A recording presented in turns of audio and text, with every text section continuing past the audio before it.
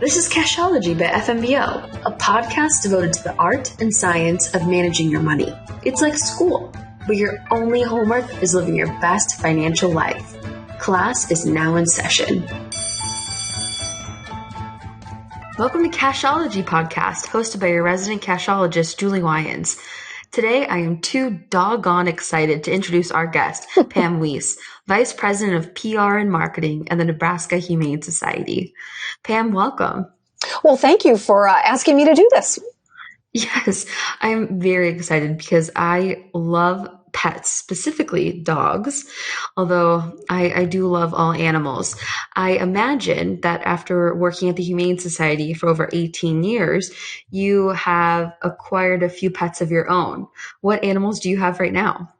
So currently we're catless. I have had cats in the past, but currently I don't have any. However, we do have 4 dogs. I have 3 Labrador retrievers named River, Rocks, and Sky, and then 1 sassy, cranky, toothless, chubby Chihuahua who is 12.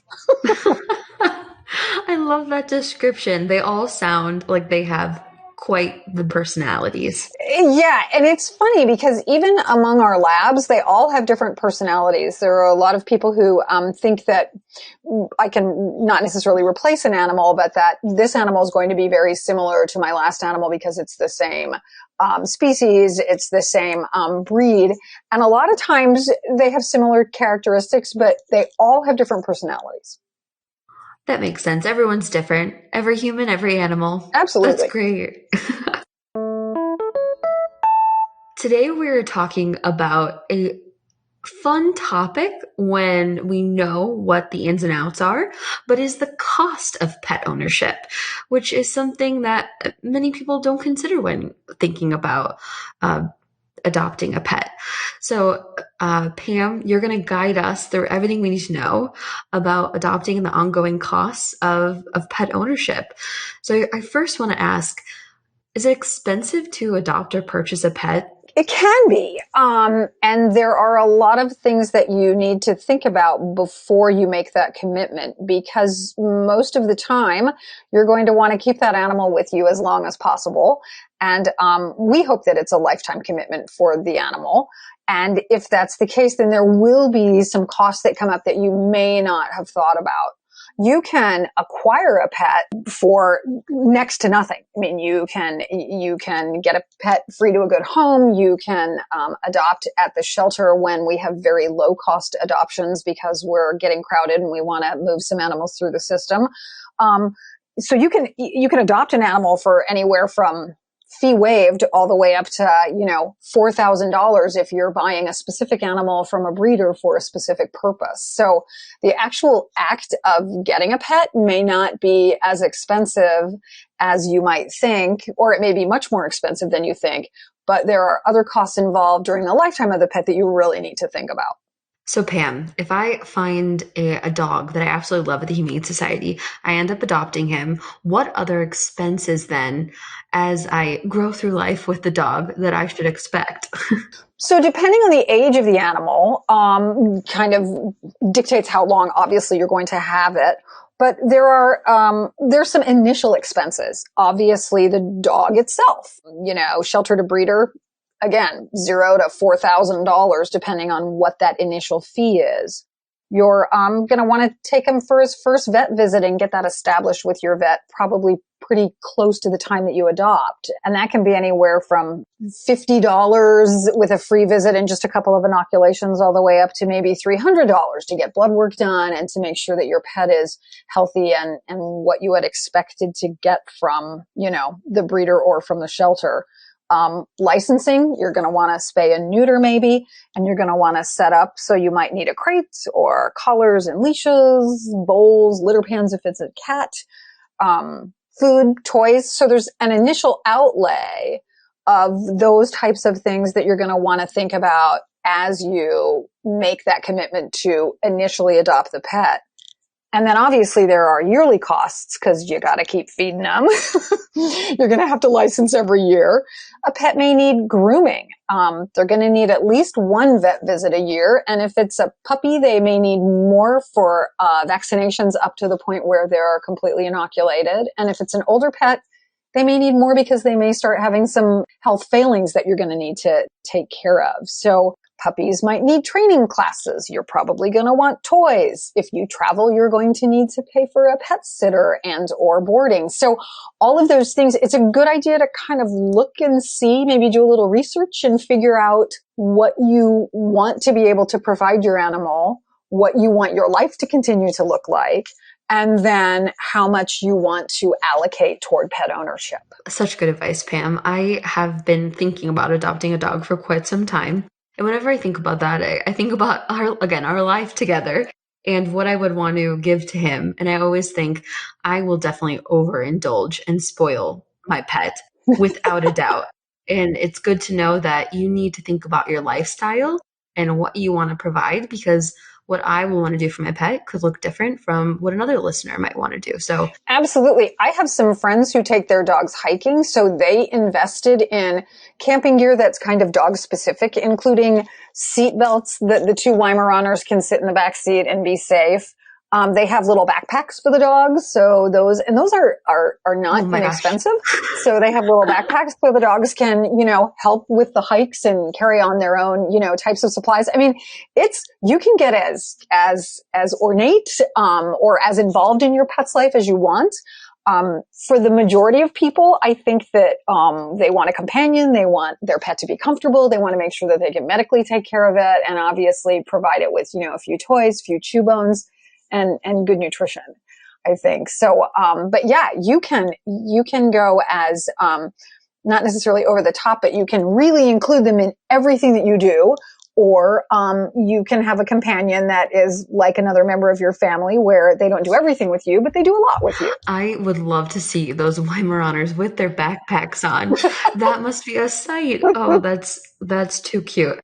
Just so all the listeners know that I am interviewing Pam virtually right now. So if you hear an animal barking or meowing in the background, that is because Pam is at the Humane Society right now.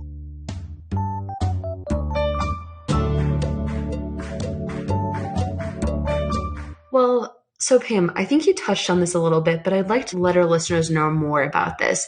You talked about emergency expenses, and I think that definitely is a consideration that not many think about. But of course, we want our animals to live a very long life. And one of those unexpected costs could come up as they get older or as illness comes up. So how should we prepare for that? What should we prepare? No matter when an emergency hits, it's an emergency and it's never good timing. So that's number one. But you probably want to make sure that you have a little bit of a contingency for those emergencies. So you'll get your vet visit yearly and you'll go in and get your inoculations. And, if there's nothing major going on, it's probably going to cost you around $120 to $150 to get all that done, to get them licensed. Everything's great.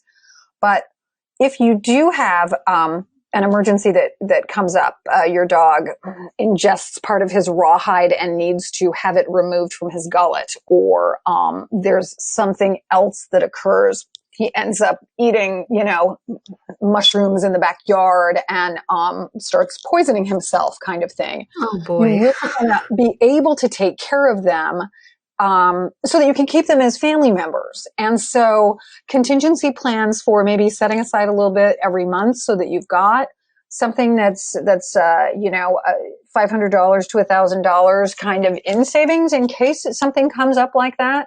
A lot of times, if you have been working with your vet on a regular basis, they can help you with payment plans, or maybe there's some credit cards that you can get that they'll offer you a low interest rate on that you can use for those pets. But that's something that's kind of an emergency. You want to have that contingency plan just to make sure that you don't end up with a pet that needs a $5,000 operation. You have no way to pay for that. And you may need to give them up because you can't care for them. I mean, that's heartbreaking for people who run into that. thinking about that and just saying, wow, I've got the basics covered. Maybe want to make sure that I put a little aside each month, or that I have some type of contingency plan so that I have the savings necessary should something come up like that. Yeah, definitely. Our first episode was on emergency savings, and we talked a lot about circumstances that may come up where that savings account would be necessary. And this is a great example of that. I mean, your animal is dependent on you, and having savings that could potentially be used when a circumstance like that comes up is very important. Absolutely. There's also pet insurance. And I confess that I've seen some of them, and a lot of them are very different, but that may be something that you want to look into. Pet insurance, or some type of pet plan, almost like a savings plan, like FlexPay for you, to put a little bit of aside so that you've got that money available for that animal. Sometimes your veterinarian can advise you on insurances or plans like that may be able to give you a little bit of cushion should an emergency emerge. Are there any other aspects of pet ownership that you can think of that we should be saving for, or unexpected costs that you can think of that we may not have talked about? Usually it's medical. Sometimes though, you end up with a puppy who, you work with, and it turns into a velociraptor and is eating you out of house and home, and, creating damage in your home. And you think, I really need to get some extra help with this. So putting some money aside or thinking about training is another really good, thing to think about, as you are looking at getting a pet.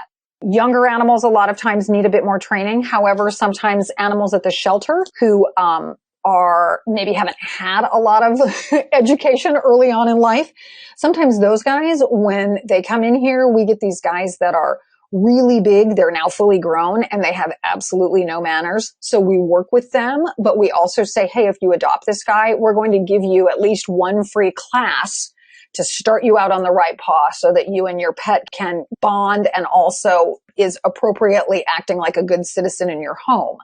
So training is something else that I think people should think about, and not just for puppies. Sometimes it's for older dogs too, although a lot of times older dogs do have some knowledge of the world and therefore may listen to you and may be a little bit more responsive to what you're saying because they've learned it before. But definitely training classes, maybe going to play groups if your animal needs to be socialized. They're not hugely expensive, but it's something else that's another expense that can really, really benefit you in the long run and increase the bond and the companionship that you have with that animal, because now you can get along with him. You're both on the same level. You're able to control him. He isn't eating your furniture. So he's a much better citizen with training and with some classes. So that's another thing to think about as well. And I should tell the listeners that if you're located in Omaha, the Nebraska Humane Society does offer training obedience classes. And I actually volunteered at the Humane Society for a few years as a dog walker and was able to observe an obedience class, and it was excellent. So if you ever need to train your pet, or if you'd like to adopt a pet, definitely look at the Humane Society site. What kind of animals does the Humane Society have? So our website is NE for Nebraska, humanesociety.org. Pretty easy to remember.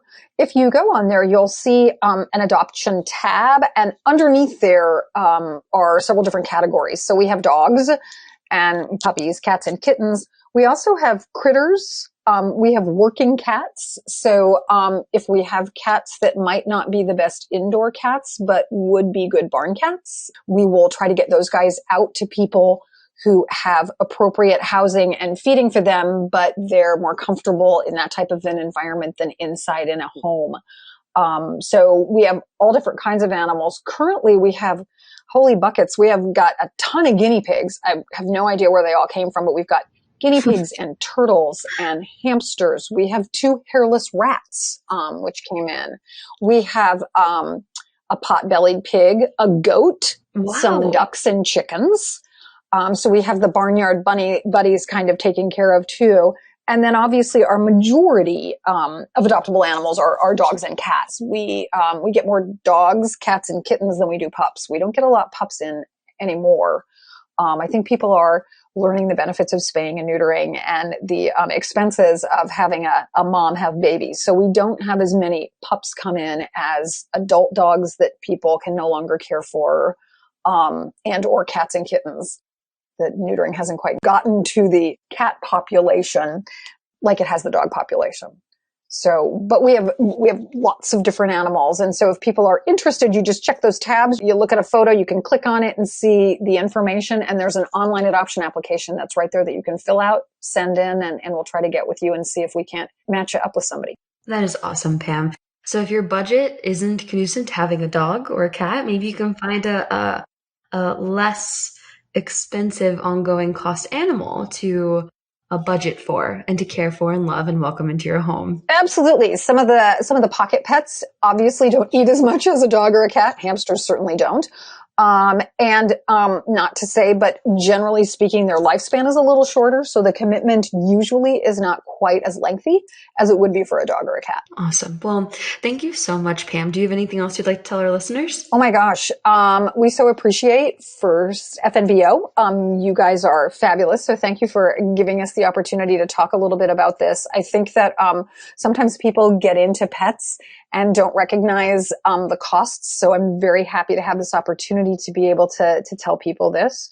I also want to say that we are a nonprofit and we absolutely appreciate our community. If people want to volunteer, we have volunteering opportunities. If you'd like to donate, we have donation opportunities. And if you would like to adopt, we have adoption opportunities. So we're more than happy to talk to people about any and all of those things at the shelter, and to make sure that we're meeting the needs of the public and that we're also getting animals out to them that they want to adopt. Thank you, Pam. And thank you to the Nebraska Humane Society.